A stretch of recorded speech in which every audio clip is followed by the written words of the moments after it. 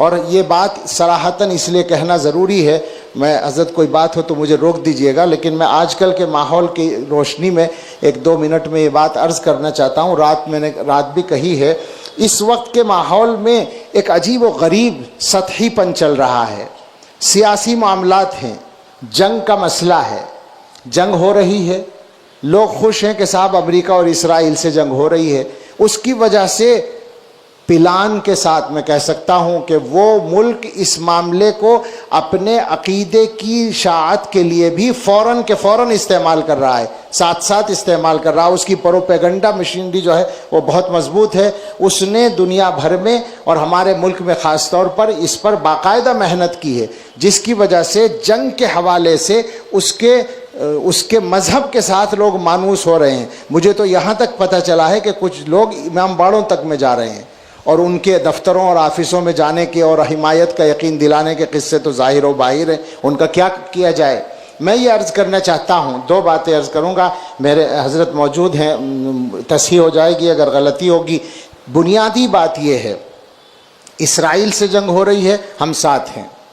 میں نے رات یہ کہا کہ اسرائیل سے اگر شیطان بھی لڑے گا تو اس کا بھی ہم ساتھ دیں، کوئی بات نہیں، آ گیا شاید وہ۔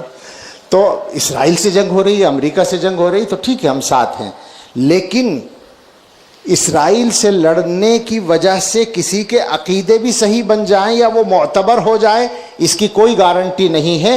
میں عرض کرتا ہوں، اللہ کے رسول صلی اللہ علیہ وسلم نے ایک طبقے کے بارے میں صراحت کے ساتھ فرمایا کہ تحقرون صلاتکم من صلاتہم وصیامکم من صیامہم، ایک طبقہ ایسی نماز پڑھے گا کہ اس کی نماز کے سامنے تم اپنی نماز کو حقیر سمجھو گے، اس کے روزوں کے سامنے اپنی روزوں کو حقیر سمجھو گے۔ یقرؤون القرآن، وہ قرآن بھی پڑھیں گے مگر وہ حلق سے نیچے نہیں اترے گا، اور دین سے وہ اس طرح نکل جائیں گے جیسے شکار سے تیر نکال دیا جاتا ہے۔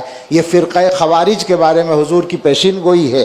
اگر کسی طبقے کا قرآن پڑھنا اور اعلیٰ درجے پر نماز پڑھنا، اعلیٰ درجے پر عبادتیں کرنا اور تقوی کی زندگی گزارنا یہ اس کے ایمان کے معتبر ہونے کی دلیل نہیں بن سکتا، تو دشمنان اسلام سے یا اسرائیل سے جنگ کرنا یہ کسی کے عقیدہ کے صحیح ہونے کی دلیل کیسے بن جائے گا؟ غلط بات ہو رہی ہے، خلط مبحث ہو رہا ہے، ناجائز فائدہ اٹھایا جا رہا ہے موقع سے اور لوگوں کے جذبات سے۔ لوگوں کو اچھی طرح اس بات کو سمجھنا چاہیے کہ 2 پہلو الگ الگ ہیں۔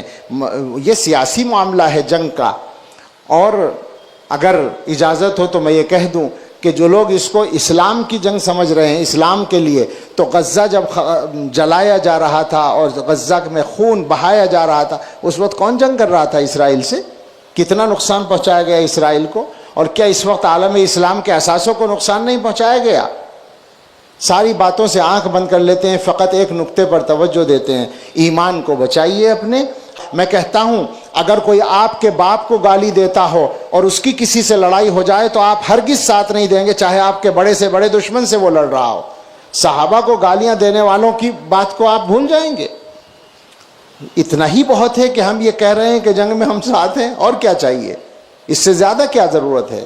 لیکن عقیدہ گڑبڑ نہیں ہونا چاہیے۔ نبی اکرم صلی اللہ تعالیٰ علیہ وسلم کے اتباع کا یہ بھی حصہ ہے کہ آپ کے صحابہ رضی اللہ تعالیٰ عنہم کے سلسلے میں اپنے یقین کو، ایمان کو، اپنے عقیدے کو، اپنے رویے کو، اپنے طرز عمل کو بالکل صحیح رکھا جائے۔